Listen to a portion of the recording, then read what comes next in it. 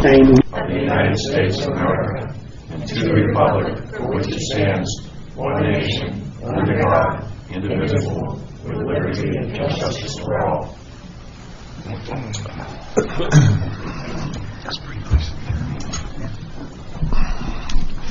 The next regular meeting is scheduled for February 9th, 2018 at 9 a.m. at the Island View Restaurant, 35468 Tea Time Circle, Sebring, Florida. Please silence or turn off your cell phones. Thank you. Tanya, did you have any opening statement you wanted to make, or? You do. Good morning. I'd like to welcome Mr. Schultz and Mr. Fishman here today. They are going to present to you. We haven't. Well, of course, we have our agenda as you all received in advance, but they're going to present to you introduction with needs assessment, scope of work, and menu additions. Of course, that'll probably be Jim starting off with the presentation, and then review of the kitchen design. Okay. Thank you, Tanya. Jim, would you like to give us an overview then? Great, thank you. Just start out by recognizing Cliff. A little brief history on Cliff if you weren't at his original presentation. Cliff founded in his firm in 1992. He has over 35 years of architectural experience. His firm designs commercial and residential properties. And as we saw in his presentation, he has extensive experience with country club design and operation. Cliff's also a licensed general contractor in the state of Florida. Behind Cliff is Daniel Schaefer. He works with Cliff, and he does project management for both commercial and residential building. To my immediate left is C.J. Fishman. C.J. got out of the box quick, started working in his family restaurant equipment and supply business when he was 13 years old. In 1986, he opened Fishman and Associates, which focuses on design and layout of commercials kitchens. And CJ has extensive design experience in golf clubs and private golf clubs. As most of you know, our current kitchen was designed to serve hamburgers and hot sandwiches off the grill. The design of the clubhouse was for the banquet room that we're sitting in to be catered when we had events. That wasn't a design that proved to work for the members once it got opened and the club decided to change direction. One of those parts of that change, a very good part, sitting behind me to my right, was hiring Kevin Heim. And Kevin's come in and done a great job after where there were a couple of previous chefs that didn't have quite as good a luck. We actually, in the food service business, it's called covers, but we actually do approximately 60,000 covers out of this building in a year. That's about 17,000 banquet meals and 43,000 a la carte meals. In 2016, we had a member survey in the early summer. That survey was pretty descriptive of wanting to have faster food service times at the club and a more diversified menu. The board recognized the challenges that the kitchen presented and began a discussion of a kitchen renovation in late October of 2016. We worked and developed a needs assessment and scope of work that the district used to issue an RFP, and CMSA, which is Cliff's company, was awarded the contract in February 2017. Cliff and CJ came over, had us fill out a lot of different forms that told them about what we are and what we hope to accomplish. They toured the facility. They heard about our vision for the club and the district in Sebring. When they put all those together, they recommended a kitchen expansion, which I wouldn't say is similar to what we have now, but basically incorporated the same amount of space. So we had to go outside of our current walls to meet the needs of what we had told them. We're in an area now, we're getting new hotels built. We've got the Hiltons building a new hotel. We've got the Comfort Suites building a new hotel at the end of the street. The hospital's planning a wellness center. It's a big area for growth. The first estimate that Cliff and CJ came in with was approximately $1 million for the kitchen. That did not include the bridal room or the service bar. So basically our pricing, or cost pricing from Marmer is very consistent with their original estimate. We were interested in trying to accomplish our goals for less, so we asked CJ to design a kitchen within our walls. CJ worked with that. Actually, Joe Branson and Kevin and I went over and toured a facility in Sarasota that had a lot of ideas that CJ incorporated it. CJ actually was the fourth kitchen designer that we had asked to do that. His design by far was the best that Kevin had seen, but it still wouldn't address the refrigeration, cooking, and temperature holding needs that Kevin needed for his kitchen. So before I turn it over to CJ and Cliff, we just go through our needs assessment, which is basically we were looking to get a more diversified menu and faster times for serving. It's interesting that last night we actually had a member appreciation party here that was all a la carte, and it's interesting that we actually struggle more when we have an all a la carte function than we do when we have half banquet and half a la carte. With half banquet, the banquet's planned out, and then you're just the small kitchen's just dealing with the 100 covers.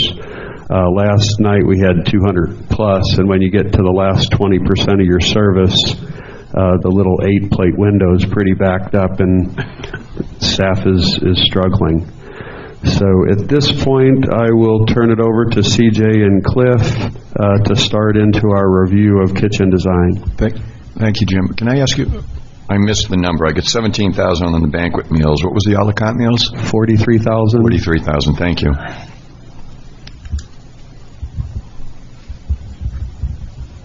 Good morning, I'm Cliff Scholes. Thank you for having us here today. Just wanted to give a brief review of the project, the scope. I'll let CJ get into a little bit more of the details regarding the actual food service equipment. But this is, can everybody see this? Okay. If you can't, we have other drawings there, but anyway, this is your existing building. At the top is your front entry. On the back side here is the screened lanai that currently exists. And the area that we really are looking at, 3 areas. One is the existing kitchen and an expansion of that. We're also looking at one point at enclosing the lanai area. And then we're also looking at one point of rearranging the configuration of the bar to maybe better suit both a la carte and banquets that you would have going on at the same time. As we went through the process, the enclosing of the lanai as well as the bar, they didn't fall to the wayside, but we spent most of our time with your existing kitchen. And that's what we're working on currently. And I expect that we'll get back to the other phases at some point. The area that we chose to expand into, and that expansion took us a long time to get to that point. And the reason was, when we first came in, it was obvious to me and CJ that we thought in order to satisfy your menu requirements and the serving requirements that we would have to expand. As Jim had mentioned, Jim came back and said, well, I want to see what you can do if we don't go outside the existing perimeter walls. We found that just did not solve the issues that Kevin had in trying to provide the services that he's been asked to do. So we've come back to expanding, and that area that we're expanding in is bound by the existing wall on the north side of the building, and the area where now is currently a storage building, a temporary storage building, and a cooler, your existing grease traps in that area. So that's the area that we're proposing to expand into. And you can see this drawing, which CJ will go through. This is your existing bathrooms, which are right here. And this is the area from this point, this dotted line, out in that area is where we're expanding, moving the grease traps out to the service area, all behind a walled area. We also have accommodated a bridal room and another service bar right in this area, taking up that one window. We'd be losing that window, and that is for weddings, so the bride has a place to get ready ahead of time and do what they do. The elevations of what the facility will look like, what we're proposing, is fairly modest as far as the look from the front entrance. You can see here, this is a section right through the new addition. It'll have a false roof on the front and then a flat roof, so we have room for equipment, fans, and other things that we'll need space for. The expansion area is just over 1,100 square feet of kitchen area, and the bridal expansion is about 200 square feet. And with that, CJ, I'm going to let you go through the... Thanks, Cliff. I can't, because I don't do well. You don't click well? I don't click well. Thank you. My name is CJ Fishman. As you heard, we're the food service consultant on the project. What I'd like to do is just spend a couple minutes and talk about what you have, which I'm sure you all know, but a little bit more in depth, and the challenges, just so recap those, and then the direction, working with Kevin and Jim, and the space that we had in Cliff of where we went and what we see are the inherent benefits, which I hope you'll see. So currently, if you come in the back, and the way food service design works, it works really simple. It works from receiving to storage, from storage to preparation, from preparation to production, and from production to distribution, which means getting the food out to your members, and then back to dishwashing. That, it doesn't matter whether it's a restaurant or a club, but that's the basic. And then the question is, how do you do it in the square footage and all the other challenges you have with columns and beams and those types of deals. What you currently have right now is you have a situation that you just outgrown your facility or your kitchen to produce the meals in a timely fashion for your members. So your members, you have good food. There's no doubt about that, because we got to sample some of that. But when you're loaded down with all your guests, and Kevin's trying to knock out an a la carte menu with many different items in a short period of time, it doesn't work with the kitchen you have now. You have minimum, you have plenty of refrigeration storage in the sense of what you've got now. You need some additional, which we're going to show you. You're very lacking in preparation for preparing before you even start cooking, and then the actual distribution, the cross traffic in the window, what we call the window where the plates go up, there's just not enough room to get the volume that you have. Now that's a really good challenge, because if you didn't have that, we wouldn't be sitting here talking about it. So how do we solve that challenge? Because all it's going to do is continue to become even more of a challenge in the future, because as you grow and this area grows, and hopefully your membership will grow, and I'm sure it will, because you have a great facility, and your banquets will grow, which is a spin-off of that, because you have a nice facility for that. You're going to have longer periods of time, and no matter how good your chef is, he's not going to be able to produce the product in a timely fashion and in the quality. So it will not change, it will go the opposite way, which you don't want to happen. So we were challenged with that. So we looked at the space from day one, and the good part is you have this outside space. Right now, if it's inclement weather like it was a few days ago, and chef has to go outside, or his people have to go outside into those walk-ins, okay? And then they got to walk back inside, and then they've got to find a place to do some prep, and then after that, then they've got to go ahead and stage it for production. Everybody's crossing each other. There's too many steps, and it's just very time-consuming, and it's very inefficient.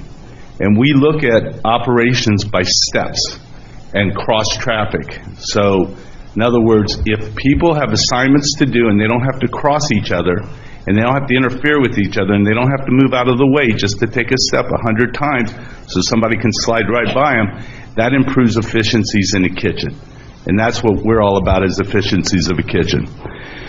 So what we looked at doing was to speed up your a la carte, because you heard the number of meals you're doing with your a la carte, which is your main function of your business. And then also, while we're doing this, is how do we handle banquets so that you could be doing a la carte and banquets and generating revenue. And we know in banquet feeding, that's the best way to generate revenue when you can, because it's fixed cost. So if you have a wedding, the chef knows to the penny how many people are going to be here, what the cost is going to be, you know what to sell it at, and you know what your profit's going to be, okay? Not counting how much they drink at the bar. But outside of that, if you can do banquets efficiently and also be able to take care of your regular membership and a la carte service, you win on both ways. So we incorporated that idea and that concept into this design. So this is how this design that we propose will work. Right now you have that shed out there where you're storing tables and some other things, and it's really not efficient and it really doesn't fit, but that's what you're using, that's fine. Well, we propose to enclose the whole back space and make that part of the kitchen. So your receiving then would be out on the back door, and you would come directly into the kitchen. This is an aisle space here, and this is the kitchen. We are going to reuse a fair amount of your equipment to help minimize your cost. Your walk-ins outside are in decent shape. There's no reason to get rid of them. We can take them apart, because they're like an erector set. We can turn it, and we can face them the opposite way into the kitchen. So now you're walking from receiving right here. This is still tables and chairs and other things, storage in here. You're going to have a new dry storage room right here. You'll have a new banquet cooler and a banquet freezer.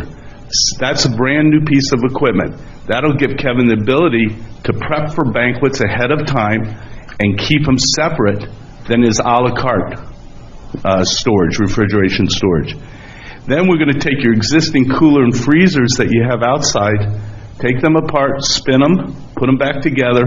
They're going to open up to the inside or into this area, because this will now all be enclosed. And that's right here, your cooler and your freezers. And then you come off of that, and this is the a la carte line. I'm sorry, my back's to you. But this is the a la carte line, which, by the way, is in the same location that it is now, but it's improved efficiencies. One of the key challenges you have in your kitchen, and not to get into the minutia too much, but it's really important, Kevin's using a lot of space to keep his plates hot with the heat lamps. That's where the only place he can do it. So you get a hot plate for an entree. If you have a cold plate and you put hot food on, by the time it comes out, it's going to be cold. And the best food in the world cold when it's supposed to be hot, it isn't good food. So we're creating a new cooking line with some new equipment. We're going to use some of your existing equipment. You have a new double-deck convection oven back there. We're going to still use that. Remember, we're using your two new coolers, or your existing coolers and freezers. We're going to create a new chef's line with a window, or what I mean an opening, that goes about 15 feet all the way across, and it's all open to be able to plate up. And you can double stack the plates, so you'll be able to put in 15 foot at 12 inches, you'll be able to put, a quick calculation, like 24, 25 plates up in the window. What we're going to do, and we do this at other clubs, is we're going to have a hot plate area underneath the chef's line here that has a heat lamp like you have in there, but it's built into it, and it'll keep plates warm, so plates will go right up when they need them, and it won't interfere with this window. So your a la carte stays here. We've created some more prep area for you. We've then taken your dishwashing and relocated that, move over here, to this area in the middle, off of your cooler and freezer, and we've created a new hood system and a new banquet area for banquets separate from a la carte. So when you're preparing for banquets or cooking for banquets, you're not cooking on the same equipment as a la carte.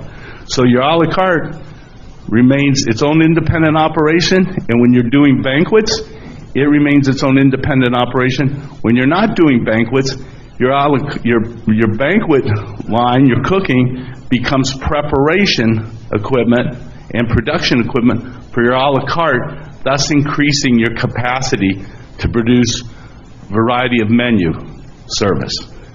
And when you're doing banquets, you won't interfere with the a la carte because all the equipment that you need for banquets is right here. And when you're plating banquets, you will not plate by the a la carte like you currently have to do. You have your own banquet plating area with retractable heat lamps, and these are things we do for other clubs, and it's a separate operation. So, a la carte is here, which goes out to here. Banquets are right here, and they go out to here and service the banquet. So there's no cross-traffic between your servers for a la carte and your servers for banquet. This area is cold production, which you don't have now. He's trying to make that happen on the line he has. It's its own separate pantry. You know, we're all into healthy food and good food, as well as like, for instance, Caesar salads with chicken Caesars, fruit salads, all those kind of stuff. Kevin's trying to do all that off that little tiny a la carte line. This is its own separate system set up with slicers, lettuce crisper. I won't get into all the equipment, but salad prep area that does not even interfere with the a la carte, nor does it interfere with the banquet. These items right here, which was part of where this design said to us that it had to be expanded like we're doing, is banquet holding cabinets.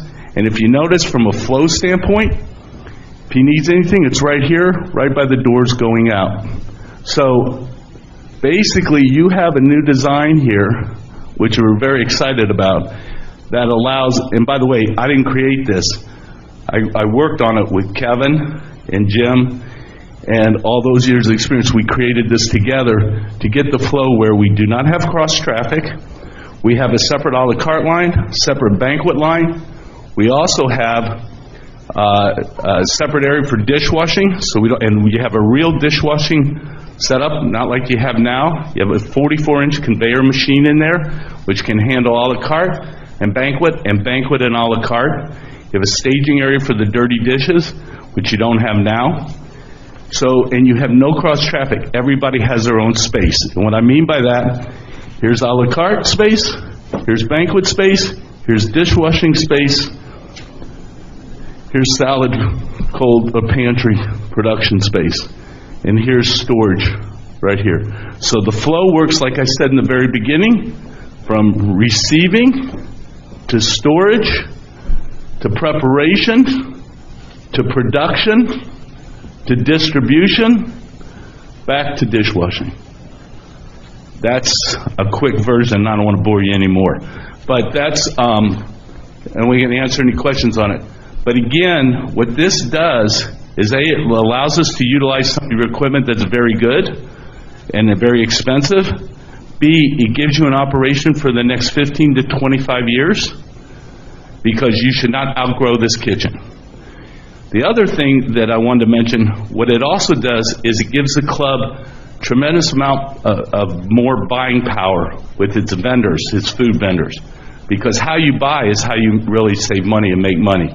So you now have capacity with your walk-ins and the additional walk-in cooler freezer that we're giving you and the dry storage room to purchase more product, take advantage of deals that Kevin can't do now. And that's a benefit as well. So this flow, the benefit, and to go back, is you really have no cross-traffic amongst your staff.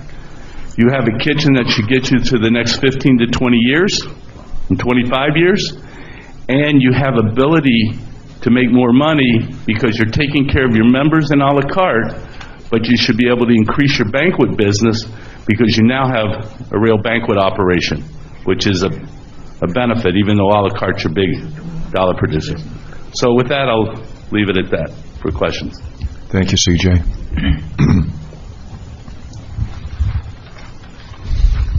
I just wanted to touch base quickly on, or not too quickly, on the cost. We've gone through the expanded design originally. I had come up with some numbers for actually 4 areas of work, which included the exterior yard area that we're enclosing, as was shown you in this discussion, a yellow area, which actually relates back to a drawing that I had done. But that is the kitchen itself that's existing now, which is 1,260 square feet. The expanded area is actually 1,160 square feet. It also had the existing bar that we are relocating, and a lot of those numbers were allowances. We didn't know exactly what we were getting into. And then the blue area, which was the non-air conditioning lanai area that we're talking about, having that converted to a conditioned and enclosed space, but also could be opened up. So it'd be screened or air conditioned, either way. At that time, this was in June, I had put these numbers together and I came up to $1,397,210. Now, these are numbers that an architect is coming up with, and at that time I mentioned to Jim that it would be a very good idea to get a local contractor or somebody that you had some association with who could run some numbers on our preliminary drawings that you just saw. And Marmer Construction did that, and they came up with a number, and now this does not include the lanai nor the bar, and their number was $1,096,707.98. So I'm happy that I think I was fairly close with my early estimates, but I do want to say that this is a preliminary cost estimate. So the process that we'll go through as we move forward would be to basically take all the design work that we've done, take it all apart, put it back together in drawing form, which we'll be hiring mechanical, electrical, and plumbing engineers, along with CJ's food service design and structural engineers as well, to create a set of construction documents that will be bid out to a certain number of contractors for a hard bid that, you know, they're ready to sign a contract when they turn it in. So that's where we are price-wise. We still have some work to do to get to a final number. I would hope that the number is within what we're seeing so far, but you know, it's that remains to be seen. Typically, if I hit the number fairly close and then we get a preliminary from a contractor and it's fairly close to mine, we should be fairly close when we finish. I do believe that there should be a contingency carried, somewhere around 10%, maybe even 15%, just because it's an existing building. We do have a great set of drawings when that building was originally built, but at the same time, you don't know if they're as-built. We assume that they are, but I like to have a little bit of a contingency in there just if we run into things that we're not foreseeing.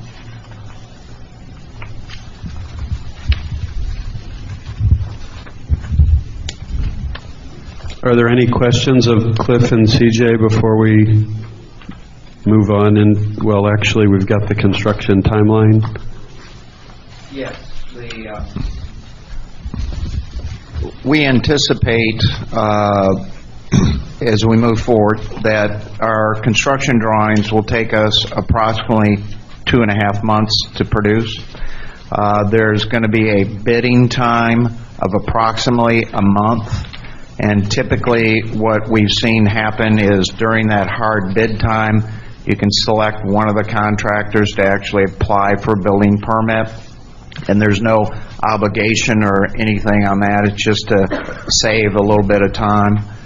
The construction, we're estimating at approximately 5 to 6 months, and we're looking at the kitchen being out of operation for approximately 3 months.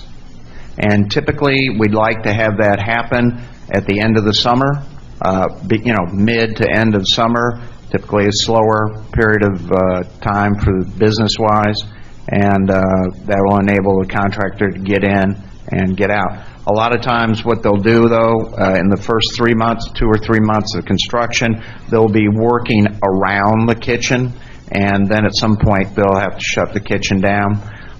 We had talked about, and we haven't finalized these plans, but we had talked about having a temporary kitchen, perhaps out in the Lanai area, and we would come up with a what we'll call a summer season menu. That'll be obviously limited because you won't have all the kitchen equipment, but we can reuse quite a bit of the equipment they have now for that temporary kitchen. Isn't, just for the audience, isn't over half, $565,000 for equipment? So we're not really talking a huge amount in construction, actual construction costs. That's correct. I mean, a lot of people don't realize that over half this project is equipment. Yeah, the actual, I've been informed that you have the ability to purchase without sales tax. So that number really is, if you take, depending on the bar, if we go forward with the bar, that's one thing, but we have $20,000 in the allowance that we've given for the kitchen equipment for bar equipment. If you take that out, you take the 7% sales tax out, it's closer to about $465,000. But that is the bulk of, or the biggest item for the construction. Okay, I just wanted people to know that. I got a question about the drawing. I'm not good on this kind of stuff. The squares that appear to be outside the wall on the left, I guess the left part there. You want me to show you what I'm talking about? I'm just curious. I'm trying to understand the drawing a little bit better. They appear to be squares with lettering. Right here? Yeah, what are those? So those are the compressors or the condensing units that drive the walk-in cooler and freezers. They're actually the compressors. They're about 2 by 2. They're what you have now. Okay, in the same place? We're not... Yeah, well, I'm going to move them. I want to move them onto the ground level and then hide that area so they breathe, they're air-cooled. But that's, and then we pipe to the walk-in. And that's just showing the location. They could end up going in a different location. I just didn't want to miss it on the plan because we need to put power to it now. Okay. That's what those are. Our goal will be to hide them. We're going to So hide you don't see them when you come in the front door. Sorry. Okay. Finalize that. And the open space on the right, which I assume is storage, that, This is that, right here, sir? that's enough storage space, that big box? Right here? Yeah. So it's wider and deeper than what you have now. It's not as long, because that's like a little tunnel that you have there outside now. But also, we plan to still utilize the storage that you have in the other building straight back here. It's outside, and rearrange that so it's more efficient. And then we feel that you'll have enough storage. Oh, I mean, between the two, we'll have enough storage? And then you'll obviously prioritize what goes in the one by the building, that type of thing? Okay, thank you.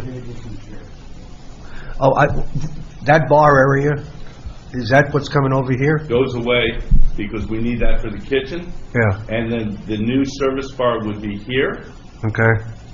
to Is it about the same? It's on the outside, it's on the inside? You're going to take down the wall or part of the wall and window, or? It actually, this window in transom will come out, Yeah. and it's a block wall extension from about where it will actually on the other side of the door and right on that column, I'll call it there, and it goes out about 10 feet.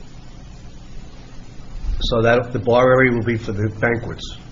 Correct. Is that the thought process? That is correct. So it's a beer and hard liquor? Full bar. Full bar. And it'll be stocked as you need it based on the banquet. Okay, and the bridal thing that we're building, which will be adjacent to it, I assume, how many actual weddings do we have a year that we're building a room? We actually only have 6 to 10 weddings a year. That room, even though it's labeled a bridal room, it'll be used as a utility room, somewhat a break room. So when you look at the size of this building and the size of our staff, right now our staff breaks in where we're sitting when we don't have a banquet, which isn't ideal. So we are doing an outside air break room, which also accommodates some of the staff that smokes, which will basically be, the open air room now is off the trailer, if you want to call it that. The shed, I guess, would be a more appropriate. Yeah, Cliff's pointing right to where that outside break room will be, but we still will utilize that utility room / bridal room for other functions of the staff, to keep the staff out of the way. That's simply optional, though, right? Correct. It's not even in this, so, okay. Well, it's figured into the cost that Marmer quoted, Okay. but it is, you could take the bridal out. Okay, go back to this, I didn't know anything about this break room. This break room, is this a separate room, enclosure? Or what is a break room? The bridal room? Outside, or? Oh, yeah, well, it's an open air area that would have picnic tables and, It's where we're relocating the three straps. Yeah. Currently, Is that going to be visible from anywhere? I mean, I don't want people hanging out in front of the building smoking cigarettes. no, it won't be visible. this wall right here will be perhaps the same wall that you have if we find it to be structurally compatible for a new wall. So any view from that area would be blocked Okay. by the wall. But the wedding room, though, Jim, I just want to stress this because if I remember right, we do $66,000 in weddings. Correct. It really doesn't, to me, make sense to build something like that for $66,000. I mean, I just want to make sure that's an optional thing. No, that's correct. I mean, it is right, well, Cliff can give you a better idea on the costing with it being right next to the service bar.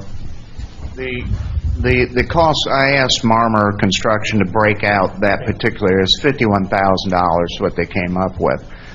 We need the service bar, and we struggled for quite a while to get the bridal room and the service bar somewhere in this space.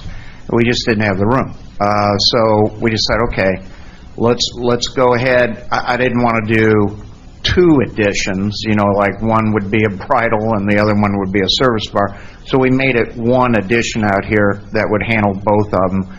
And then the bridal, that's, the real, it's going to be a utility room. It's going to be kind of a cross room that can be used for a number of different things. But when you do have a wedding, it will be a location, for the bride to get ready. And we think that's important. I mean, whether it's there or somewhere else in the facility, that's fine. But if you're going to have weddings, I think you need a space for that. Is it okay? If we have a facility like this, I don't even know who to ask, maybe Kevin, what happens from a staffing point of view? I assume we have to increase our staffing, or we have adequate staffing right now? Yes, we can move right into that. If we don't have any cost analysis, we'll move into next. Not to beat this to death, I just want to understand something here. So this is going to be like what I would call a bump out. They're going to knock this down. It's going to be approximately 10 feet deep or 11 feet deep by 6 feet? No, I think it's 19 feet from the column there in between the 2 windows is where the wall goes out 6 feet, and then it goes all the way to the other side of where the door is. So it's about 19 feet long. But the bulk of it is bar, correct? Yes. Okay. Yes.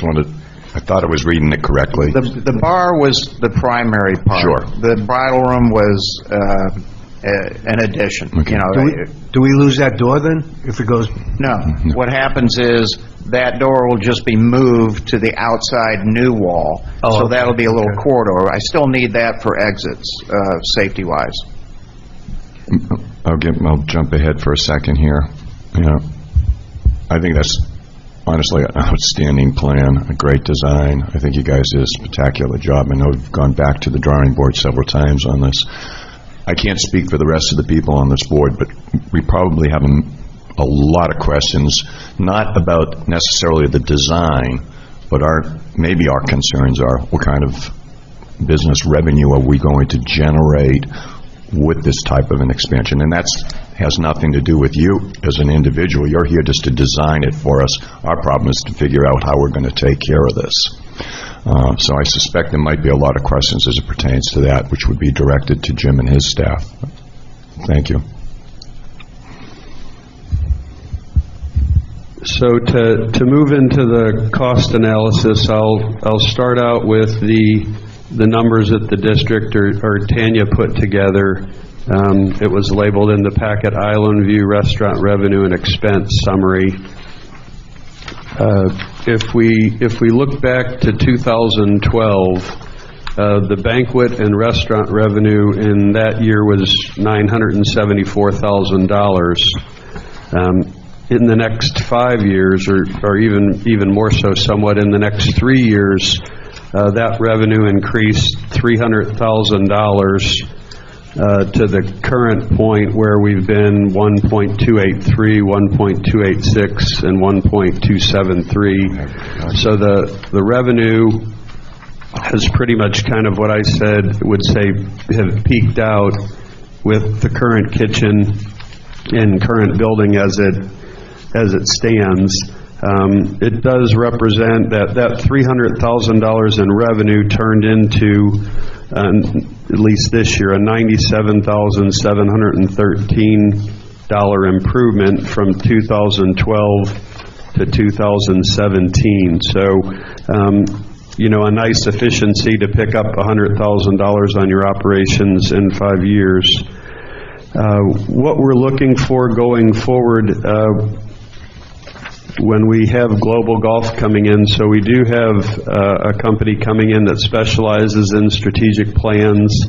The first stage of their analysis is an operations and efficiency analysis, which I've actually talked to Henry Delosier and Stephen Johnston, who are the two principals, and they do consult extensively and specifically on restaurants and restaurants additions and how they'll fit into the whole strategic plan of the club.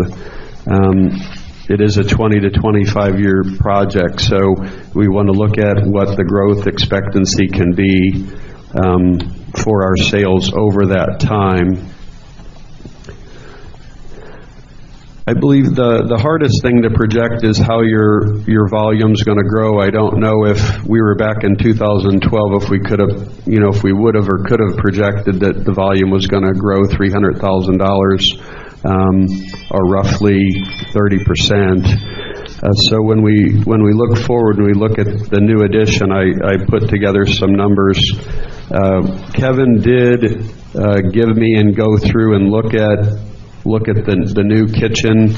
The new kitchen will require one extra line cook, so that is an additional expense.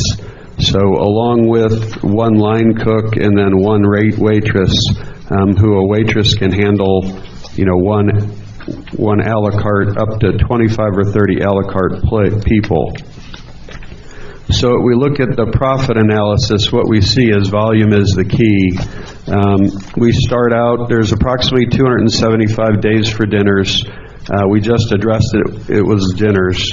Our cover, or our average cover, is just slightly higher for dinners. So if we get incremental growth in lunches, that would also benefit us. But just picking up 15 customers a day at our average revenue per customer of $13 generated $53,000 in revenue. At our 37% food costs, we basically lost or had $20,000 of expense there. For the extra cook and waiter, it would be $31,000 approximately, and our profit from that would then just be $2,000 if we only grew 15 customers a day. As the number goes up, if we went to 30 customers a day, which is just a 12% increase of what we're doing now, that would generate $107,000 in revenue, $40,000 in food costs, $36,000 in sales. Let's look maybe to year 5 or year 7 of this, where we could be at 60 extra people per day, which is a 22% increase. That generates $214,500 in just food revenue. We're not even talking the additional alcohol. With our food cost, and then now when you get to 60 people a day, you're not going to have to add any more cooking staff, but you are going to have now 2 waitresses or waiters, service people. That takes that up to $44,600, but your added profit then is $90,000. So you can see, as we all hear, that volume is the key, to being successful in driving revenue to the bottom line. I'm sorry, I didn't get, it was one extra line chef if we do this. And I'll supply this to you all, but basically, the way they figure it is, No, we a got waiter. that. My question Sure. is, it was one extra line chef if we do, and then there was how many waitresses or wait? Up to 30, it's 1 wait staff. Above 30, it goes to 2 wait staff. Can I ask, why only 270 days? Or whatever it says. Basically, when you eliminate, we currently don't serve on Sunday, we don't serve dinner on Sunday, and then we also don't serve dinner on Monday during the summer. So that begs the question, do we Why? plan on doing that with this expansion? We haven't figured this in at this point, but we definitely could. I mean, one of the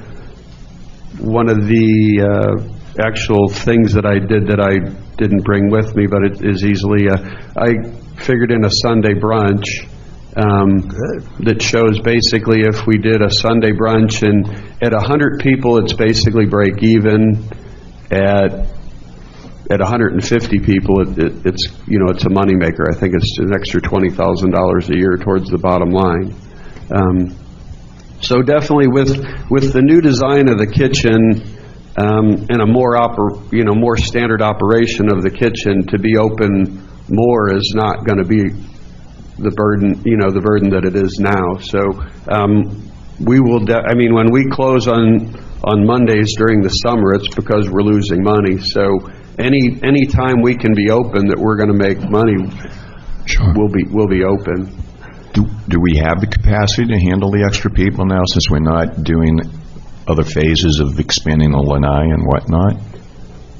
Well, and that is our last stage of the agenda, but that is the question that we'll have to see, because right now, my perception, and I can, I've asked Mike and Ron, the same perception is that we don't necessarily, or are we able to book people to be on the current patio area a week out. So when someone comes in and it's nice weather and you ask them if they want to be on the patio, there's definitely no problem of putting them there. But you have a lot of people that will call up a week ahead and ask for a reservation, and if you tell them it's only patio, they're hesitant, to book, since it's not climate controlled. So, my recommendation with this, and it's not to eliminate outside seating, but to get this volume and this incremental profit, we need to eventually, not necessarily this stage, but eventually enclose the patio.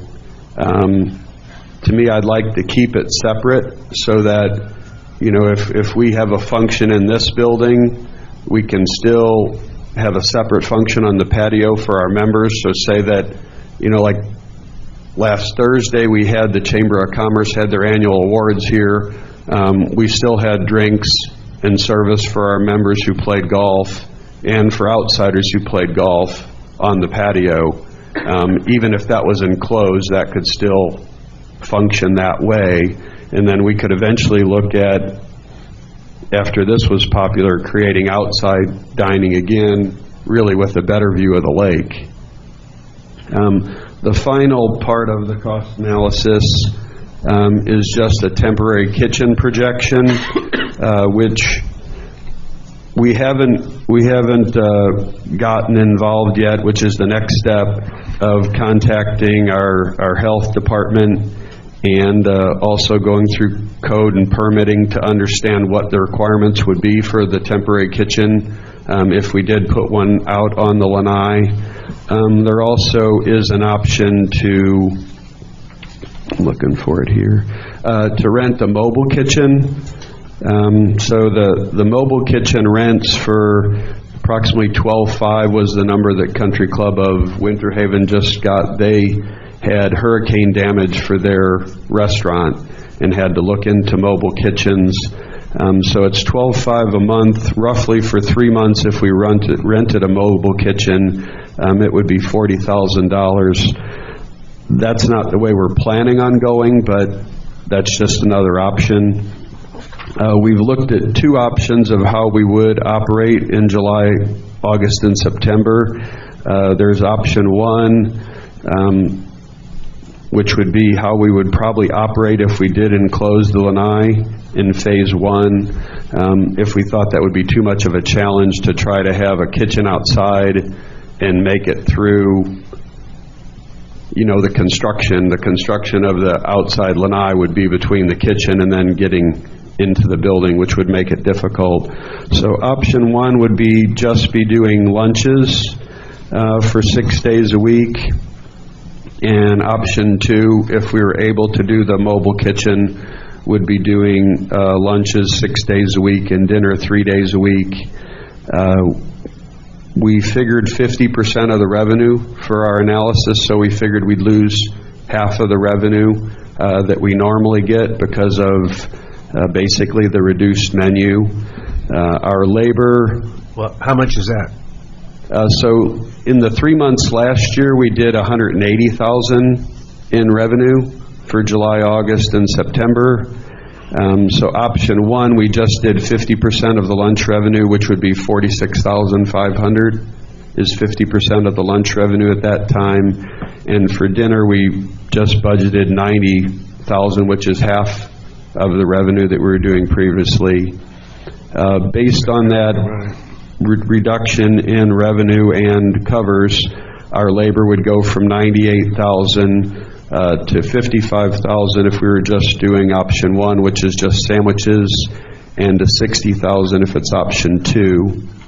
So it's a lot of numbers to throw out. Yeah, So tell me, how much do we lose?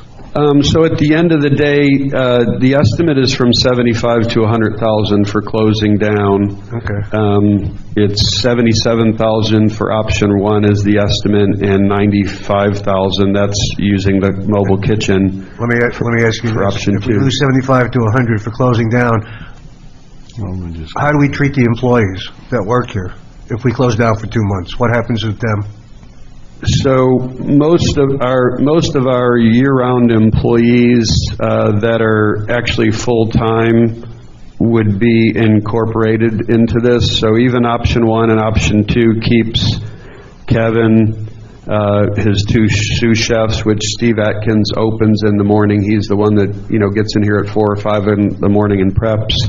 And then Ray and Dino actually is Kevin's sous chef that closes. It keeps them and Ron and Dino, working and running either option one or two. We have bar service. We have a bartender every day for 9 hours. And we have another... Do we have to lay off people and not pay them and hope that they stick around? That's basically what I'm looking for. Well, I guess we won't be laying off people, but the summer always scales back for the wait staff. There is going to be a scaling back for the three, a bigger scaling back than normal, so that that would be an issue, that we would either hope that they would be able to deal with that, or we would have to hire, new staff. Do you know how many people that affects? Just rough, I know we're far from getting this Sure. one way or the other, but I'm just curious. I don't want to make a good, my guesstimate Well, you would can be get, 5 or 6. you can get back to us, that's fine. Yeah. Yeah. If you want to check it out and get back to us. Yeah, we'll check it out and give you more detailed, we'll Okay. get you more detailed information on that. That'd be fine. Have you done an analysis on the loss of revenue for, let's say, banquets and weddings? I don't know how many we have in the summer, but have you Yes, that's accounted all. for that as well? Yes. So out of that number that you gave us, that's accounting for loss of revenue for banquets and weddings? Correct. Okay. And Kevin's not convinced that we can't do banquets and wedding, but we are looking into that, because we don't know to have a banquet and have the construction, the noise, that's a question that we can look into. Yeah. The other thing is, just out of curiosity, and you probably can, how many times do we turn the tables in a night? I would ask Mike to answer that. Yeah, I guess it would depend on the night. So if we can take last night for an example, we had a big member night last night with entertainment. Those folks come in and eat, and they're not leaving. They're here for the entertainment, so they're here. So we might have turned 5 tables last night that were not here for the entertainment. Okay, that's an unusual situation. Let's say on a night where they don't have a function going on. Every day is a little bit different. So because we actually we have several different forms of revenue here. So we have banquet revenue, we have the a la carte dining revenue, and we also service all of our golfers that come off the golf course. So on a Monday or Wednesday, we have a lot higher volume of golfers that come off the golf course. So when we allocate that space for them, we now reduce our a la carte dining scenario depending on the banquet situation. So if that space is reduced, then we're going to those tables are going to flip more as much as we can. We typically, I would say, we dine a la carte dinner in a very short window. I would say from 4:30 to 6:30 is our time period for our customer base. That's when everybody wants to eat. So there's not enough time in that 2-hour window to flip tables a bunch, because you're looking at an hour to hour and a half service time. So I'm confused. I'm easily confused. We're looking to increase our menu. There's a lot of factors here. We're looking to increase our menu, our turnaround time, and so forth for service. But I also thought we were trying to turn the tables maybe a little fast. Because of the faster service, it would generate more revenue. But we have a window of roughly 4:30 to 6:30, or 4 to 6, or 6:30, something. Let's say 4 to 7, even 3 hours. And I would think, but if we had the ability to turn the tables a little more, then we could generate more revenue, and this whole scenario here would fall really into place. It makes, perfect sense. So I might be able to shed some light on that. Thank you. From past experience. So one of the challenges you have right now is you do have a typical club setting, just like the gentleman said, that people come in, they have their cocktail, they all want to sit down at the same time, they all want to be served at the same time, which makes it really difficult in any operation, especially your operation, because you don't have the capacity to get the food out fast, because you don't have the capacity in the kitchen to do that, which hence is the design, okay? The faster you can get the food out, from the time the order comes in, the quicker the people are going to eat, and then most likely, without music or anything like that, they're going to leave, or they're going to get up and go to the bar, or wherever they want to go, and then you're going to turn that table. So it's a matter of how fast from the time the order hits the kitchen to the food's produced to get back out to the guest, and then their time to eat, which is, and we can get down to the minutes on an average, but you will, with the new kitchen, turn tables faster because you're bringing the food out faster, okay? They're going to eat quicker. This is on an average. I can't promise you it will happen at Sun and Lake. I'm just giving you from past experience, okay? Because this is what we look at in all designs too, is what's going to be the benefit of, what's going to be your ROI, your return on this investment, and how fast are you going to be able to pay it off, leave alone the benefits to the members. But on an average, you will turn more tables when you have the capacity in the kitchen to get the food out faster. And Kevin, you may want to jump in, but is that true or not true? I would tend to agree with that, too. And I don't know if you've had the opportunity to be here on a Wednesday or a Thursday or a Monday and see what goes on in our high season. And we have, of course, this side of the clubhouse, and then we have the other side. And then we have, out of that other side, what I would call the bar side, probably, and Michael, if somebody can correct me if I'm wrong on this, somewhere in the area of about a third to 50% of that is occupied from 5 o'clock on until 6:30, 7 o'clock, which really takes all those tables out of the meal. I mean, those people that are in there are drinking, unfortunately or fortunately. So I'm just trying to understand where we will realize this additional revenue by providing all these amenities, because I think it's great that you can do a lot of these things. I think the safety factor is also something that wasn't mentioned that I think is important. And I'm just, to your point, I'm saying, I'm looking at the ROI on it, and I can't speak for anybody else here, but I would suspect that we're not looking to pay this off with a return, but we are looking to be somewhat reasonable and not really lose in the long run on it. Well, what happens too is as the competition comes into the area and there's more competition, and it will come because your area is growing just like all of Florida is growing, your level of service and the quality of the service will be what keeps you competitive, okay, as well as the facility. And just like we were talking about the lanai and looking at that lanai, which I think is a realistic thing that you need to look at too, because you could create more dining opportunities out on that lanai, regardless of weather. For instance, if you enclose it but still had the capability of opening it when the weather is good, and that's a design feature, so I'm putting pressure on my colleague here. But with that, then you have more tables and more capacity. So, in other words, if you have inclement weather or something like that, it's hard to use that lanai. But if you were able to close it and it's air conditioned or it's heated, whatever the case would be based on the weather, and you pick up those tables, but you have the capacity in the kitchen to produce those meals, then you're going to get more revenue. Forget the ROI. And very frankly, in club food service, we talk about ROI, but it's amenity.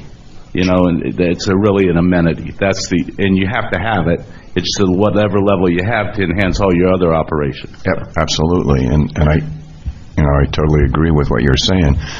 And to stay ahead of the competition, it's important that we can provide some additional capabilities here. I don't know what the two hotels coming in are going to do. I don't know how that will affect our business here. I don't know how that will affect us if we go forward with a full expansion here, not including the lanai initially, because we talked about it as a phased approach, because that gives us the extra capacity. There's a lot of unknowns, and you can't answer those things, but we certainly have to sit here and say if we're making an investment, we would just want to make sure that we're providing the best service we can to this community. At the same time, we want to make sure we at least recover some of our costs. That's just my thought process. Also, one thing if I could mention, when we started the whole project, as we do with any club work, whether it's new or especially if it's renovation work, we're looking for 15 to 20 years. That's usually the time frame that we can design and keep your facility at its peak as far as being competitive. Usually after 15 to 20 years, it takes a remodeling, refreshing, whatever it is, to, again, get back up to speed again. Quite a bit of the work that we're doing currently is renovations of projects that I designed 15 or 20 years ago. And It's fun, I mean, it's nice to come back, see how they're doing, and spruce them up again. So my point that I wanted to make to the board, though, is that part of it, keeping you current and keeping you in the game, and CJ's correct, as you know, all of Florida is expanding, and it'll have its ups and downs, but I think it'll continue to do that, and to keep yourselves competitive with the people that will be coming in, that's what we're looking to do, 15 years out. Okay, thank you.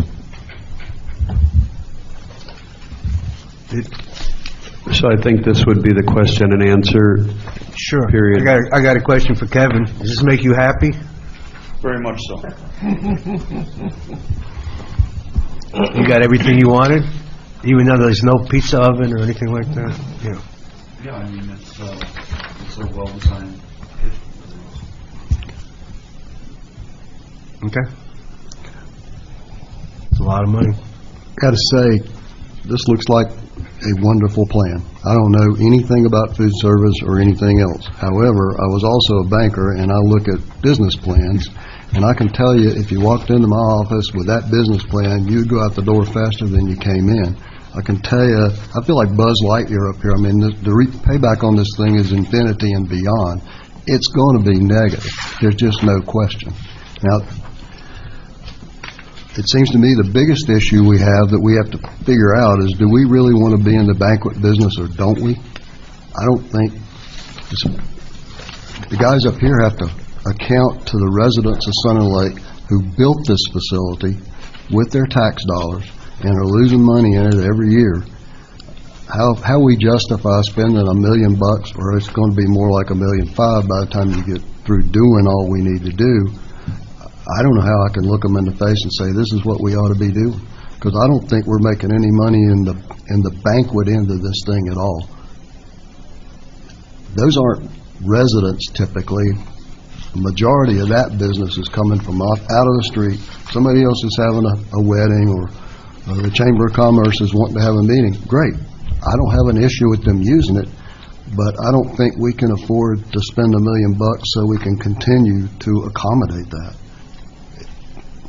And maybe I'm talking out of school here, guys, but I think this makes no sense to me. you were being a little more direct than I was.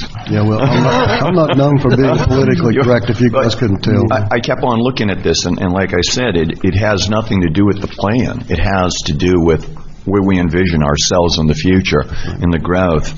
And, I mean, I see things about banquets, I see things about catering. I didn't know that we were potentially, I know it's just an idea, but I didn't know that we were thinking about getting into the catering business and potentially servicing places. That would be an added revenue, but I also think there'd be some additional expenses to incorporate that. I mean, they're all great ideas, but it's going to be an expense to do this. I think I see two separate kitchens, in essence. That's what we're doing.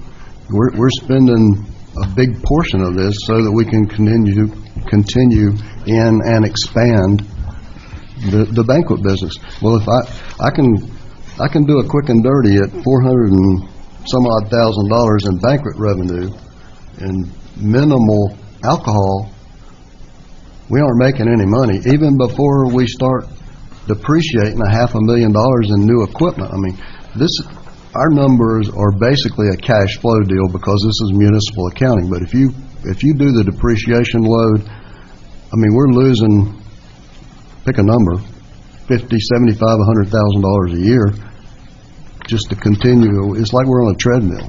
I don't get it. I don't know why we would make the treadmill run faster and not make any more money. We got to figure some way of increasing the revenue, or okay, it's an amenity.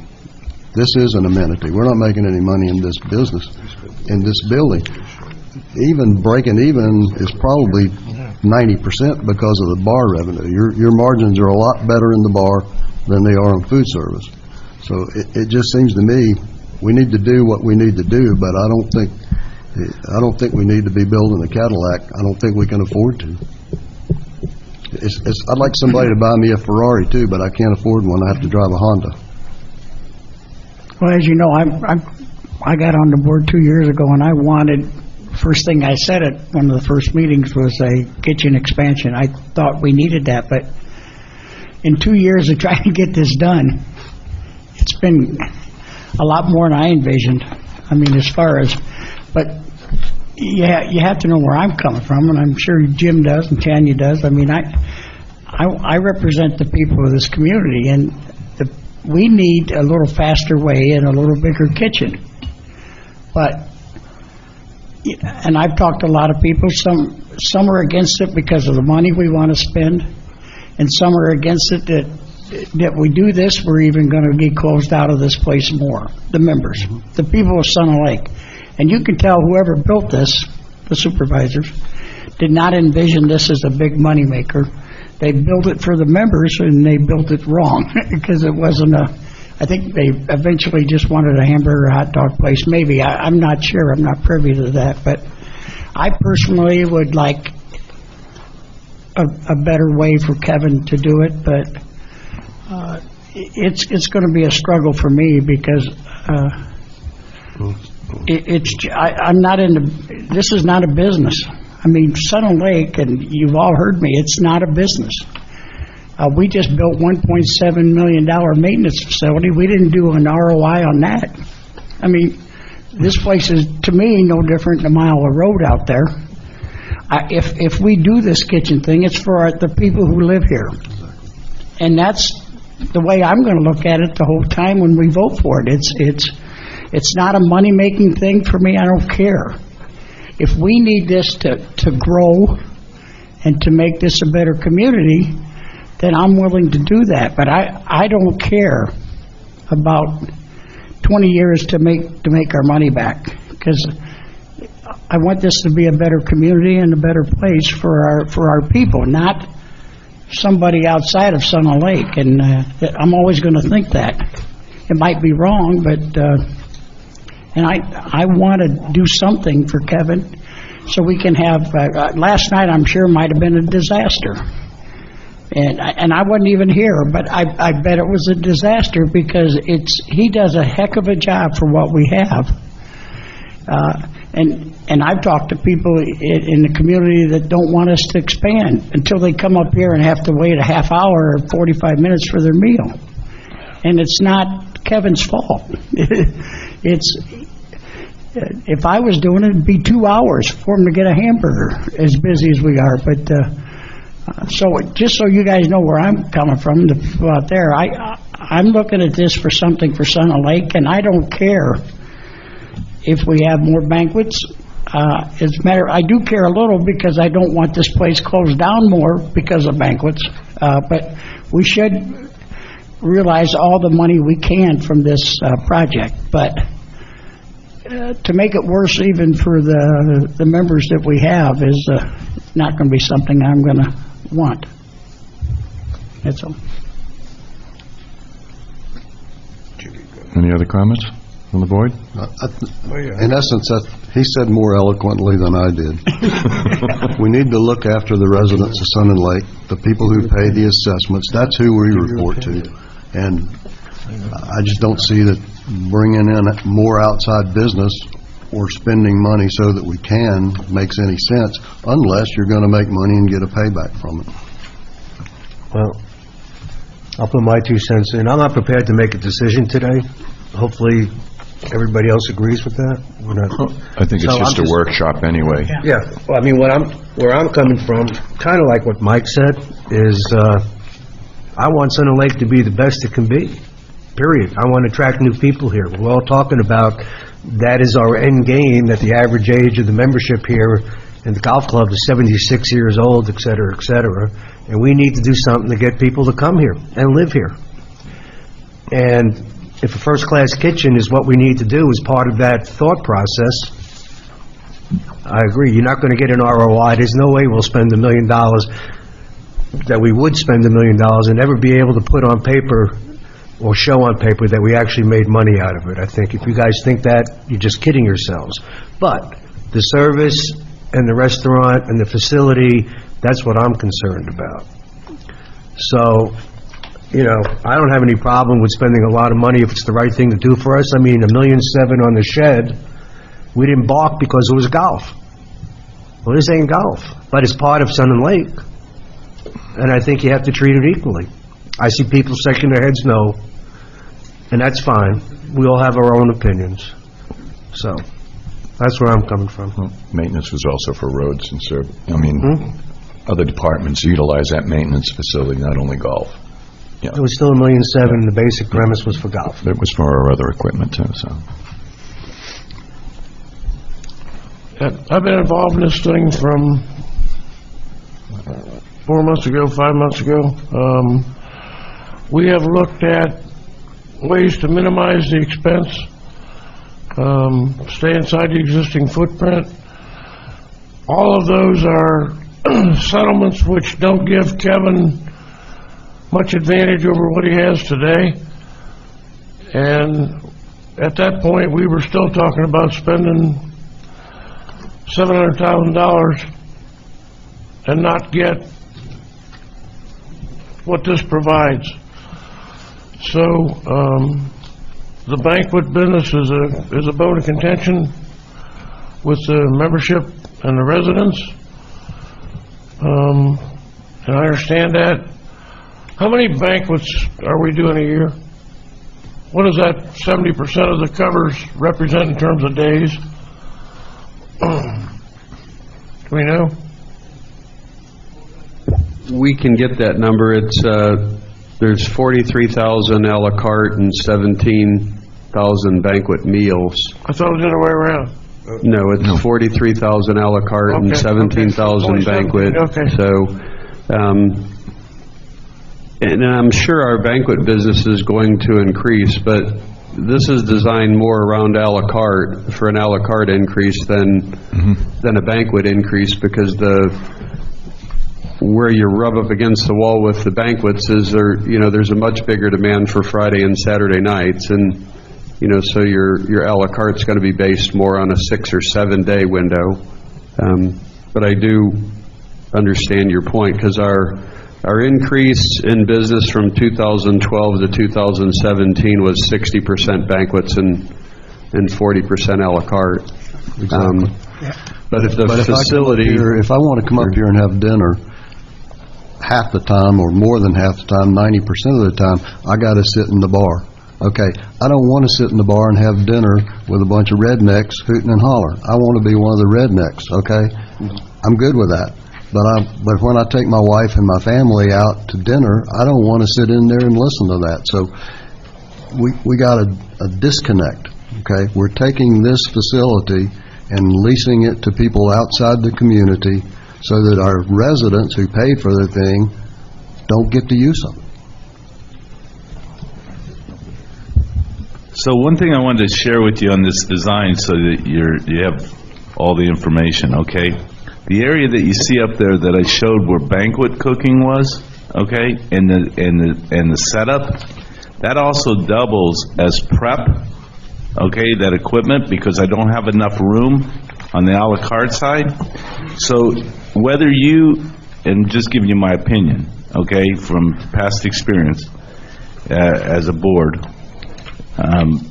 whether you go ahead and eliminate banquets or do not eliminate banquets, regardless, you need the space in the kitchen, okay, however it's allocated. You may be able to eliminate some of the equipment, maybe even the hood that's a banquet hood, but you need the space for prep space for them, which is designed for flow anyway, okay, to be able to improve your efficiencies for your members.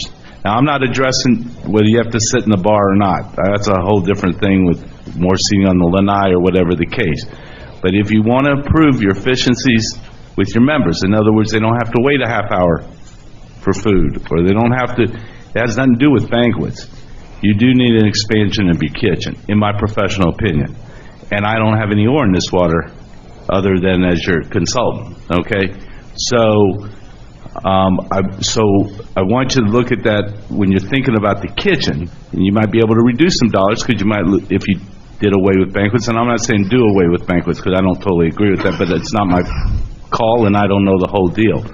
But I am sharing with you, when we looked at the kitchen, and we studied this flow, and the space, and the amount of members that you have and the potential growth that could occur, this is, we felt, and we did, I think we've exhausted scenarios of, I mean, we didn't just come up with 2 or 3 ideas. And Mr. Branson came down to Cliff's office, and we met, and we went over a bunch of ideas there and talked about it as well.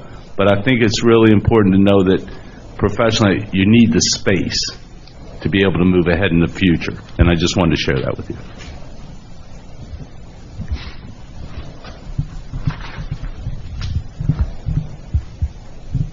Any additional comments from the board? Public comment?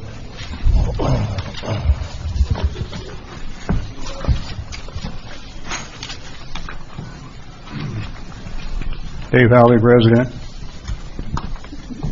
If the old board wouldn't, when this was built back in 2008, if I wouldn't have persisted for a long time, we wouldn't have had a 12 by 55 foot addition onto that bar room and bumped that porch out. We'd be really facing a bigger dilemma. But it was a hard nut to crack with the rest of them, but we got it done. I've got some questions for the architect or for the board. We paid, I guess, I don't know what we paid for the conceptual drawings here, but the cost from concept to engineering drawings, what would that cost be, or is that included in what we paid you up to now? Our fees are based on 7%. Our fees are based on 7% of the construction cost, and that includes our services, structural engineer, mechanical engineer, electrical engineer, plumbing engineer, and food service design. So this $1,000,001, 7%, would that be what you're paid if we decide, let's just say that we decided not to go forward with it.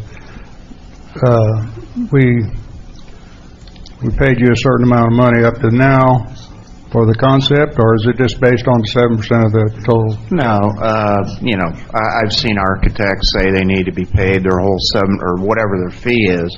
We don't work that way. We would just, if it stopped, we just bill you for what we have in it, and hopefully it'll come back at a later date. Okay. There's a 30-year, take us 30 years to get this money back, and but that doesn't include it. I would think the equipment normally has got a 10-year lifespan. There'll be 3. So this thing's all ongoing. The more equipment you got, the more it breaks down, the more you got to replace it. That number gets higher and higher and higher. So we're talking about a lot of costs going forward to just maintain this, even after it's done initially. So there's a lot of cost associated with it over time that's not been taken into consideration. And I don't think any of you guys, if you were doing it in your own business, you wouldn't be doing it. You just wouldn't be doing it. If it's your money, you wouldn't be doing it because there's no justification for it. Not that it's probably something that would be good, but there's been a lot of discussion about this banquet revenue. I would suggest somebody on the board sit down with Mike and see what we're getting for in actual profitability on banquets, because I did this with David Ford a couple of years ago, and you'd be surprised how cheap we were selling this food in banquets. I think we were losing them, and somehow we feel an obligation to the people that were feeding. I mean, they were given banquet prices cheaper than what you could buy a hamburger in the bar room. And I don't know if that mindset's continued or not, but I know we weren't making any money, especially with when we were dealing with the Chamber of Commerce and some of those people that we felt an obligation to. And it may have changed. I don't know. Hopefully it has.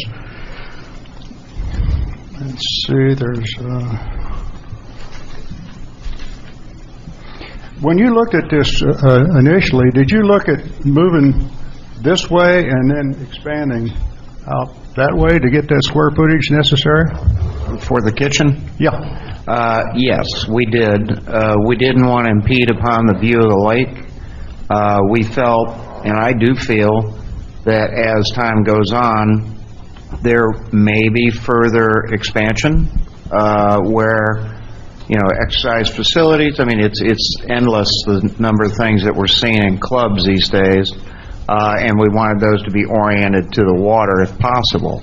The easy part was this is where most of the utilities are now, and it just really was an easy look when we saw the walled area with the grease traps and everything to go ahead and take over land that was being used, just not covered. And one way to look at our design is, all your coolers and your storage areas are out in the yard there. Part of what we're doing is rearranging those and putting a roof over the top of them, so it's safe for the employees and as well convenient, and should be cost beneficial as well as far as the actual cost to produce the food. Okay, thank you. Any further public comment?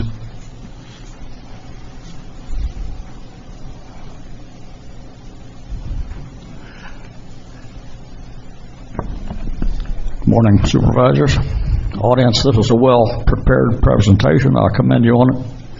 I commend Jim Kurtzborn and Kevin Heim. I've lived in this community 23 years, and I'm one of them responsible for the way it's designed today. We did that at the behest of members to accommodate them. We did not want to go into the banquet business. We did not want to be in competition with Outback, Olive Garden, the restaurants here. We're not in the restaurant business. We never were. Weddings, we have accommodated weddings in the past. We're going to accommodate them in the future. The accommodations for bridal rooms, etc., that can be determined when the prospective bride comes in. She looks at the facility and says, yeah, this is nice, I'll do this. She's not going to turn it down because there's no place for me to dress. So that's an option they have. We're not going to make our money off weddings. The membership, when the survey was done a few months back, and I don't recall when it was, had you phrased that question a little differently, had you said, we plan, to extend or rebuild or renovate our restaurant and our facility. We will do this by assessment to the membership to the tune of maybe $20 to $25 per membership. I'd like to see the results of that survey. Eventually, that's what will happen. The old Candlelight, we had a good year for when we lost $100,000. Well, we fixed that. The issue now is, have we outgrown our facility? In my opinion, no, we haven't. It met the needs for the community that we designed it for. The food service, in my opinion, is excellent. I eat in this restaurant 3 to 4 times a month. I've never had a bad meal. I've never sent cold food back. I've never had to wait. I've had to wait in Olive Garden. I've had to wait in Cody's longer than I ever have to wait here. So I commend Kevin for what he's done. We've made money the last 3 years. That's either good management or creative accounting. I don't know which.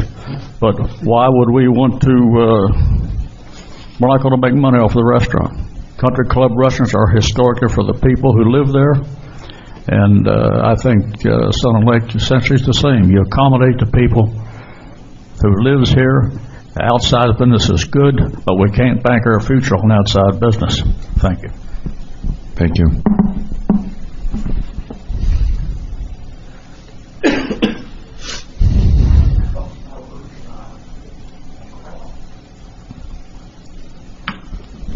Virgil Elliott, I've got a couple of questions. When you talk about the 17,000 banquet meals, how is the MGA, WGA, and all that counted in? Is that a la carte or banquet? Banquet. And how many times does somebody call a week ahead of time for a reservation that there's not enough room, you have to put them on the lanai? I mean, from what I see when I'm here, unless you got a special event like last night, I don't see that happening. But what we've also done when you talk about closing, it's just not one man's opinion. We put the shades up and stuff, and we've got those space heaters. A lot of people like to eat outside. I'm not one of them, but a lot of people like to eat outside. And if you block the wind, very, very seldom it gets so bad here that you can't sit outside, especially if you're not sitting in the wind. So that's just a comment and a couple of questions. Thank you. Thank you. Any further public comment?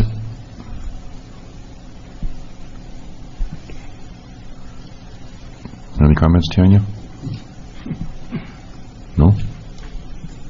Well, I think at this point, we would be, Jim and I both would be looking to you as guidance on where we go from here. Do you want additional information? There's been a lot of discussion about banquet, no banquet, but we all agree that the facility that we have today was not even designed properly for a la carte. I mean, but taking that into consideration, we're looking for direction today or where we go from here. If we were to continue on schedule, with the design and bidding process, we're looking at the summer of 2019, whether it's July, August, September, whether it's May, June, July, as far as the closure of the kitchen, somewhere in that range. So we have some time. We're not, on a strict deadline or anything right now, but it would be the summer of 2019. Well, I mean, I would like to look at, and I don't know, this is not the place to do it, but I want to see some financials, how it fits into everything, if we were to do it. Yeah, like I said, I think it's a great plan. They did an outstanding job and certainly tried to meet what our particular needs are. I think that the concern with most is the investment we're making and what we will get in return. And I think that's the stumbling block. I think that was a stumbling block originally a year ago when we started looking at this project. What started out as a relatively small kitchen renovation now has turned into what I would say a fairly major renovation. And I agree totally with what you're saying about flow. I totally agree with what you're saying about banquets and a la carte.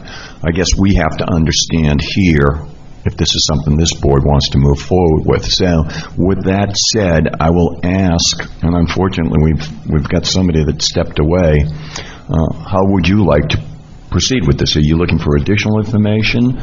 Are you saying we need to step back? I mean, do we want to send out an email to everybody and ask them? Or, specifically say, this is what we're considering for Sun and Lake? I mean, I don't know. And see what kind of reaction we get? I mean, that could be a good idea. It's a very small sampling and probably a very small response you'll get back. That's my only concern. So we don't have any, you mean it's just the golf people we'd be sending it out? It would only be the membership primarily, and, that's, like I said, if you look at the sampling and what the response will be. That email was to do with the newsletter, which goes out to the general public and not the committee. I don't know, do we have a way to communicate to everybody? Yes. Well, yeah, I mean, Tennille, you have the ability to send out to all of the community, correct? All the ones that are subscribed to our email list, about 1,800. I mean, just an idea if we want to see what the reaction is from everybody, or as many people as we can get. No? I don't know. It'll be minimal. I mean, I think the community survey we did a year ago, we only received 150 responses from that, and that was community-wide. So, okay. I mean, we can certainly put something in the newsletter, but I don't know that a community survey would be efficient. Yeah, I haven't seen those work in the past, but here again, I bet once we make our mind up, if it's positive, there's going to be a bunch of people here. I would, guys, I'd like to do something to help the kitchen situation. I really would, but I'm not quite sure yet. I haven't seen a proposal yet that I'm comfortable with. Of course, I guess I just am overwhelmed by the cost of what what was in my mind, what it's going to be, but we need to help Kevin. We need to help for the future. We need to do something to help when the community gets back on growing. We need to do something. And I'm willing, I want to listen, but I want to hear something I want to hear.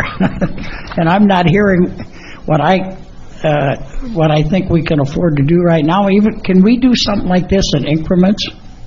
I mean, could we build a building and not put $600,000 worth of equipment in there until the next year? I mean, we spend so much money at the same time. I mean, we need to do something with this facility, but I'm not quite sure what it is yet.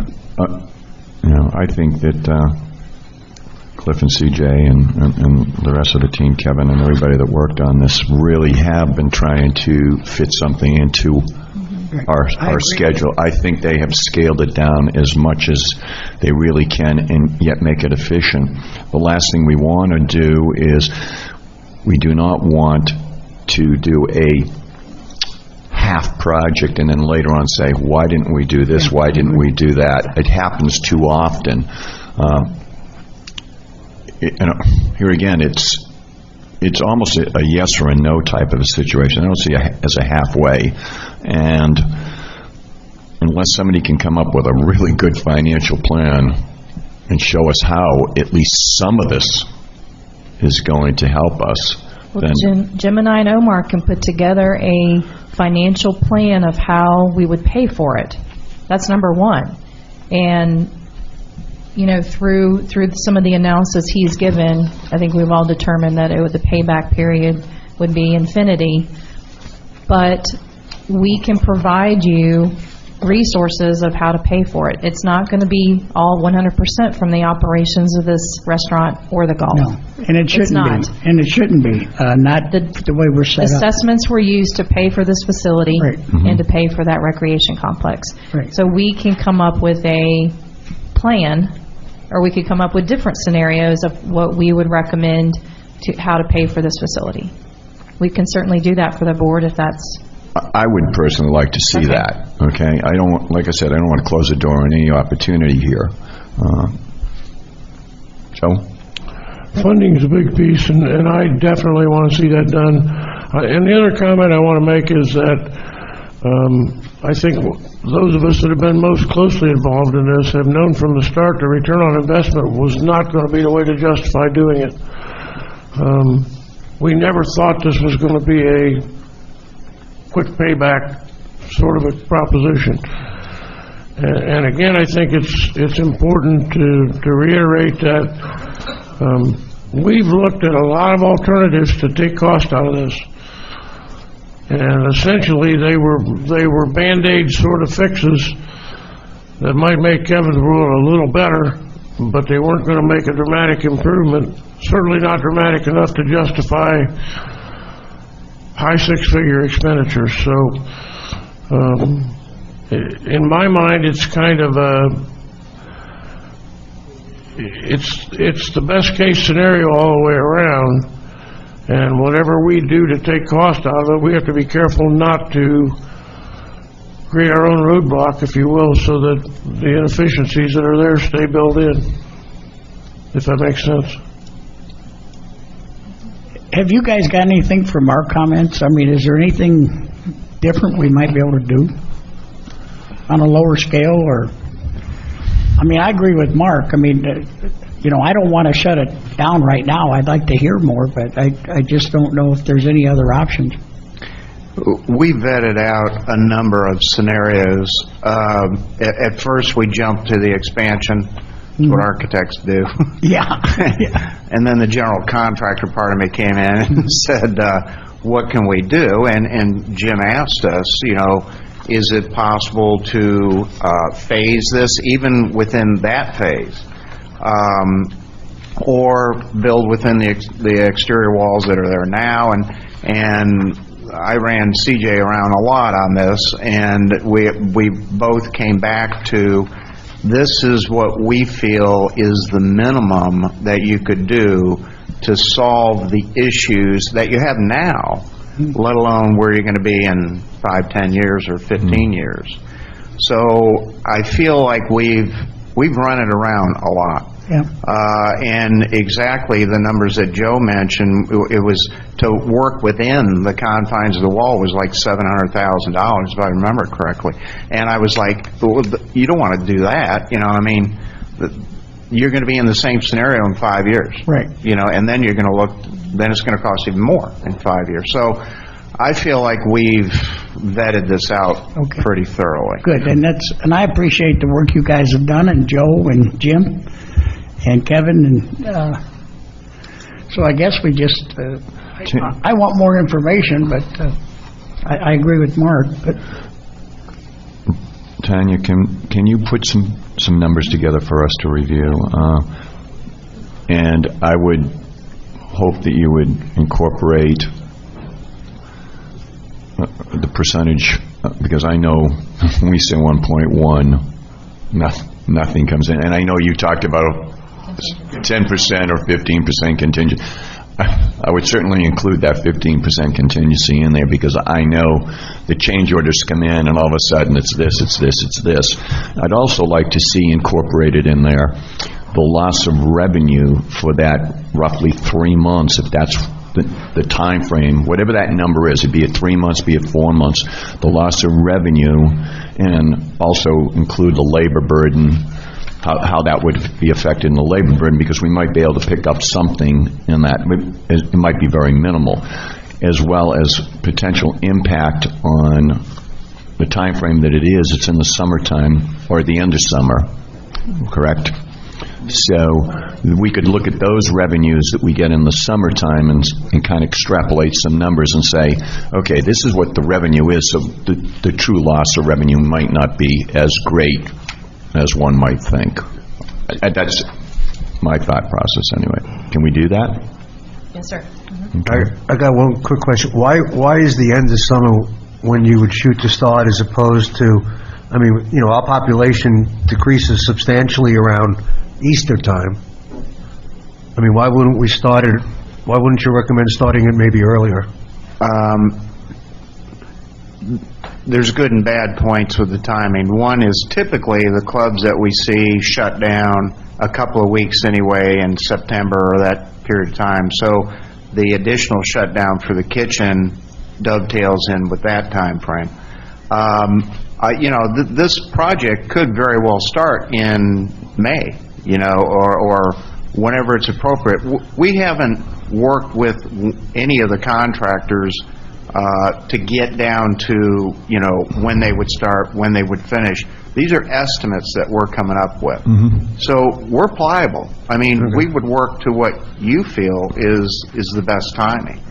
Okay. That's fair. Yeah, we had to move forward, so we came up with some times, and there's a lot of things that we need to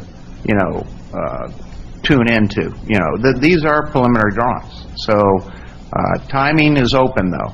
I think you'll find the weather is an issue, hurricanes, things like that, so you have to take that into consideration. But typically, as I said before, what we see in clubs, the revenues are down in the summertime, and that's the best time for them to shut down if they have to.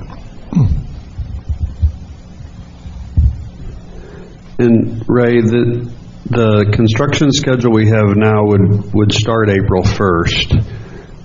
So when we talk about the July, August, September time frame, that's basically when it starts impacting operations. So I believe, Cliff, around April 1st, because it's a 6-month construction schedule that Marmer put together. So what they would do is they would work outside in the yard there, repositioning things and doing different things, and basically have the entire structure under roof.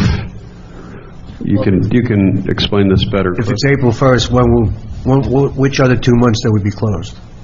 Well, again, I want to define that further with the contractor, but what I would see happening is they'll build all the new outside walls. They'll actually put the new bar joist in, the roof, and everything. It won't be until they have to knock out the existing back wall that the kitchen actually has to shut down. I'm estimating that they're probably going to have about 2 to 3 months of work prior to the kitchen shutting down, and then the kitchen shut down for 3 months, or whatever that actual date is. So it's like months 4 and 5, whenever we started, it'd be approximately months 4 and 5 that the kitchen would be closed? Correct. Okay.